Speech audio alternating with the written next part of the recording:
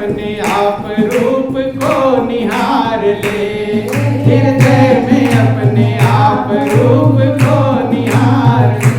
ध्यान देंगे अपने रूप को देखने के लिए। आपका रूप कैसा है? जब आप छोटे बच्चे थे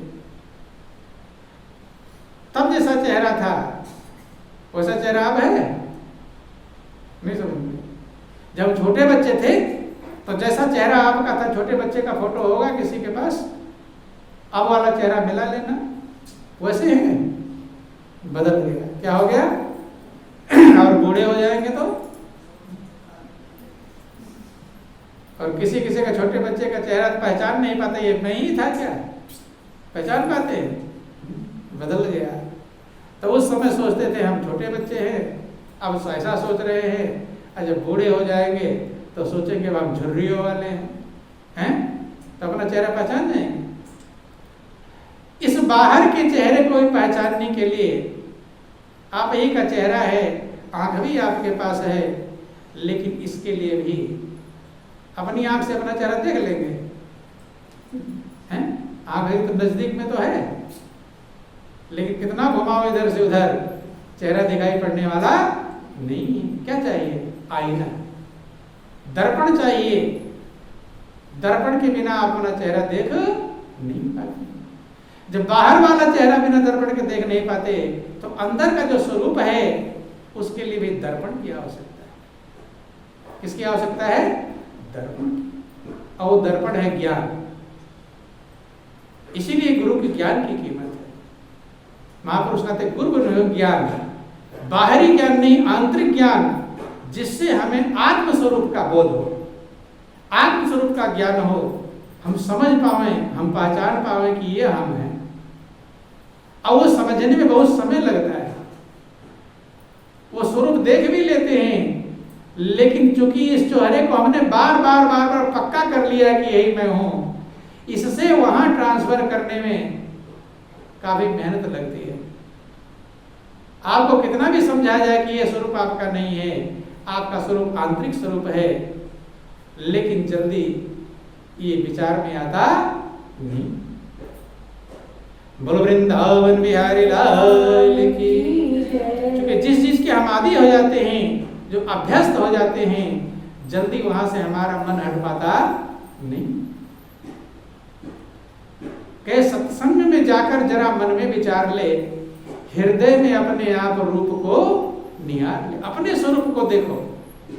उस स्वरूप में ना कोई टेंशन है, ना कोई चिंता है, ना कोई बेचैनी है, ना उसके नाश होने का भय है, ना उसके छूटने का। यहाँ जो बाहर भय है, बाहरी चीजों का भय है, अंदर में किसी प्रकार का भय मौजूद नहीं। बोलो वृंदावन बिहारी लाल की। हृदय में अपने आप रूप को निहार ले कि ब्रह्मानंद मिले मोक्ष जब ही ज्ञान हो गया। मोक्ष माने मुक्ति। कुछ लोग मोक्ष समझते हैं मरकर चले जाएंगे तो मोक्ष हो गया। मोक्ष का मतलब मुक्ति। मुक्ति का मतलब बंधनों से मुक्ति, दुखों से मुक्ति, चिंताओं से मुक्ति, बेचैनियों से मुक्ति, अशांति से मुक्ति। कि ब्रह्मानंद मिले मोक्ष जब ही ज्ञान हो गया, जब ही वो समझ लिया कि जिसको मैं कांच का टुकड़ा समझ रहा था वो हीरा है, तो आनंदित हो जाएगा कि नहीं हो जाएगा? जब तक नहीं समझेगा तब तक जो का तो रहेगा। जब ही समझ पाएगा कि ये हीरा है, उसी पल आनंद मग्न हो जाएगा। उसी पल उसकी गरीबी दूर होने में कितना देर लगेगा? हीरा तो 6 साल से उसके पास था, गरीबी दूर नहीं हुई। गरीबी दूर होगी, दुख दूर होगा उसको पहचानने से।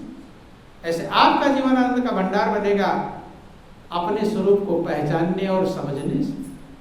समझ पाएंगे तब, नहीं समझेंगे। लोग कहते रहे कि हाँ जी, मान लो जौहरी उससे कह रहा था कि ये हीरा है, वो मानता ही ना, वो कहता नहीं तो कांच का टुकड़ा है, बन जाता नहीं। मजबूत बनना पड़ेगा, पक्का होना पड़ेगा। बोलो वृंदावन बिहारी लाल की। और ज्ञान क्या है? ज्ञान जब अपने स्वरूप की पहचान कराता है तो आपका अंदर आनंद मग्न होने लगता है। बाहर की आसक्ति और बंधन गायब होने लगता है। एक ज्ञान की पहचान है, एक ज्ञान की कीमत। नहीं आनंदमग्न हो पा रहे हैं, इसका मतलब समझ लेना हीरा तो ले आए हैं, लेकिन अभी कांच का टुकड़ा ही समझेंगे। जब तक आप आनंदमग्न ना हो पाओ, समझना कि अभी हमें हीरा समझ में आया नहीं। महापुरुष वर्णन करते हैं कि जब पहचान होती आत्मस्वरूप की, तो आनंद ही आनंद, रस ही रस बरसने लगता है। क्या बरसने लगता है? रस ही रस। क्योंकि महापुरुष कहते परमात्मा रसो वैसा है कि परमात्मा रस का ही भंडार है।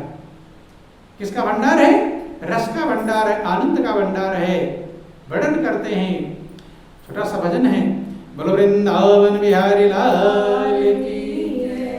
अरे बरसन लाग्यो रंग सबद झड़ लाग्यो री, बरसन लाग्यो रंग सबद झड़ लाग्यो री, बरसन लाग्यो रंग सबद झड़ लाग्यो री, बरसन लाग्यो रंग सबद झड़ लाग्यो री। रंग बरसने लगा। क्या बरसने लगा? रंग। रंग होली में भी बरसता है। ध्यान देना, दोनों रंग में कितना अंतर है। होली में भी रंग लोग बरसाते हैं, लेकिन वो रंग अगर आपकी आंख में पड़ जाए तो आनंद आएगा या बेचैनी करेगा? क्या करेगा? वही रंग आंख में पड़ जाए तो आंख से आंसू निकलेंगे, बेचैन हो जाओगे और फिर रंग में भंग हो जाएगा। क्या हो जाएगा? रंग में भंग। लेकिन महापुरुष कहते हैं परमात्मा जो आनंद का भंडार है, बरसन लाग्यो रंग शब्द झड़ लाग्यो री। झड़ समझते हैं? पहले जब बरसात लगातार महीने महीने 15-15 दिन लगातार बरसता रहता था, उसे झड़ी का झड़ी लग गई। फुलझड़ी आप कहते हो, दीपावली में जो फुलझड़ी चलाते हैं, तो झड़ी का मतलब क्या? लगातार जब उसमें से फूल जैसा चिंगारियां गिर रही हैं तो उसे क्या कहते हैं? फुलझड़ी। फूल की झड़ी गिर रही है, ऐसे ही झड़ी। शब्द झड़ लाग्यो री, शब्द की झड़ लग गई है। झड़ का मतलब निरंतर झड़ रहा है। शब्द का मतलब जिससे हमारा उत्पत्ति हुआ है। महापुरुष कहते शब्द ही धरती, शब्द आकाश, शब्द ही शब्द भय प्रकाश, सगले शब्द के पाछे नानक शब्द घटा घटा। शब्द से सारी सृष्टि उत्पन्न हुई है। शब्द कण कण में, जर्रे जर्रे में समाया हुआ है। और जब शब्द का निरंतर सुमिरन चालू हो जाता है, झड़ लग जाती है, तो कहते हैं बरसन लाग्यो। भगवान कृष्ण भी अर्जुन से कहते, अर्जुन तू निरंतर सुमिरन कर, शब्द की झड़ लगा दे। झड़ का मतलब निरंतर सुमिरन में लग जा। तस्मात् सर्वेश कालेषु माम अनुस्मरदुचा मया अर्पित मनोबुद्धि माम स्वयं की। अर्जुन निरंतर सुमिरन कर। हनुमान जी भी शब्द की झड़ लगा देते हैं। वर्णन आया हनुमान चालीसा में, वो भी निरंतर सुमिरन करते हैं कि नासै रोग हरै सब पीरा, जपत निरंतर हनुमत वीरा। वो तो यहां तक कहते हैं कि सारे रोग नष्ट हो जाएंगे, सारी पीड़ाएं हर लेगा। कब? जपत निरंतर हनुमत वीरा। जिस वीरा को हनुमान जी निरंतर स्मरण करते हैं, अगर आप निरंतर स्मरण करेंगे तो ये सब गायब हो जाएगा। ये उसका प्रमाण है, ये पहचान है। और गायब नहीं होता, इसका मतलब हम निरंतर स्मरण करते नहीं। बरसन लाग्यो रंग शब्द झड़े लाग्यो। रंग बरसता है, आनंद का रंग है। जो रंग आंख में पड़ने पर दुख देता है, लेकिन वो रंग कभी दुख देता, वो आनंद का भंडार है। जो अंदर का रंग है वो रंग ही रंग है। वही शांति का स्रोत है, वही सुखों का मूल है। बाहर भी रंग ढूंढते हैं आप, नहीं ढूंढते। छोटा सा बच्चा होता है ना, जब उसको पढ़ाते हैं तो ब्लैक एंड व्हाइट किताब रखते हैं कि रंगीन किताब? कैसे रहती छोटे बच्चों की? रंगीन क्यों रहती? खिलौने उसके कैसे रहते हैं? सादा रहता, सफेद से रंगीन रहता है? क्या रहता है? रंगीन, क्योंकि रंग पसंद है उसे। तो बच्चे को किसने सिखाया कि रंग बिरंगा अच्छा लगता है? सिखाया किसी ने? रंग बिरंगा अच्छा तुझे लगे, अच्छा रंग बिरंगा को अच्छा कहा, किसी ने बताया? अंदर बैठा हुआ है, अंदर में जो रंग है उसका आदी है, उसी रंग को ढूंढ रहा है। आप सब भी रंग बिरंगे तमाम चीजें ढूंढते रहते हैं, नहीं ढूंढते? कोई आपसे पूछा सादा लोगे टीवी, सादा लोगे या रंगीन? कौन सा टीवी चाहिए? ब्लैक एंड व्हाइट है किसी के पास? है किसी के पास नहीं होगा, रंगीन चाहिए। सब रंगीन क्यों ढूंढ रहे हैं? क्योंकि अंदर के रंग को ढूंढ रहे हैं जो आनंद का भंडार है। लेकिन इन रंगीनियों में वो रंग मिलने वाला नहीं है। उसे महापुरुष कहते हैं बरसन लागे रंग। जब अंदर में रंग बरसेगा तब शांति मिलेगी। बाहर में कितना रंगीन बटोर डालो, बदलते जाओ, रंग बिरंगे कपड़े पहनो, रंग बिरंगे टीवी लाओ, रंग बिरंगे मोबाइल लाओ, रंग बिरंगे भोजन करो, लेकिन बदलने वाला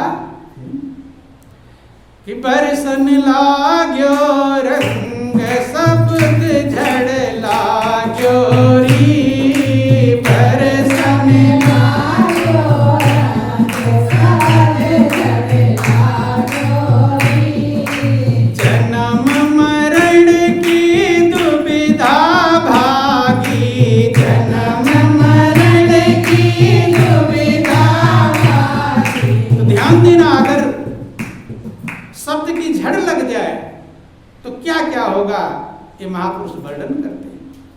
अगर शब्द में आपका मन लग जाए, सुमिरन में आपका मन लग जाए, होगा क्या कि जन्म मरण की